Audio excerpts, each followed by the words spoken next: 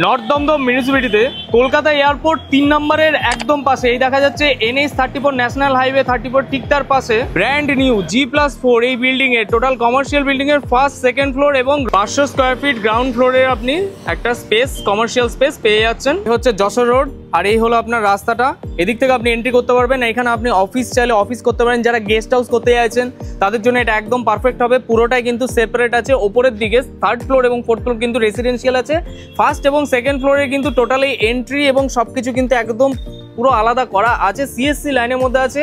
এখানটায় সিঁড়ি স্টেয়ারকেস আছে, এদিক থেকেও কিন্তু আপনি চাইলে এন্ট্রি করতে পারবেন, যেটা আপনার গ্রাউন্ড ফ্লোরে অফিস সেটআপটা করা ছিল। যাদের লিফটের প্রয়োজন আছে প্রমোটারের সাথে আপনি ডিরেক্টলি কথা বলে নিতে পারেন।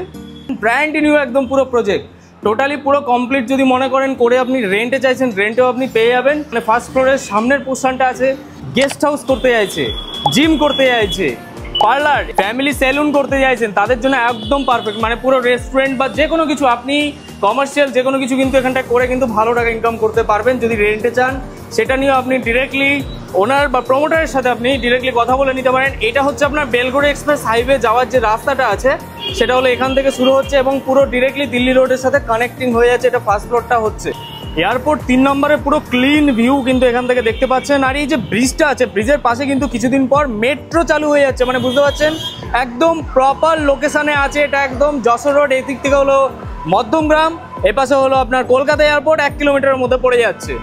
টোটাল গ্রাউন্ড ফ্লোরটা আপনার 500 স্কোয়ার ফিট মতো, ফার্স্ট ফ্লোরটা আপনার 2500 স্কোয়ার ফিট এবং সেকেন্ড ফ্লোরটা আপনার মোটামুটি 3000 স্কোয়ার ফিট মতো সুপার বিল্ড আপ আছে।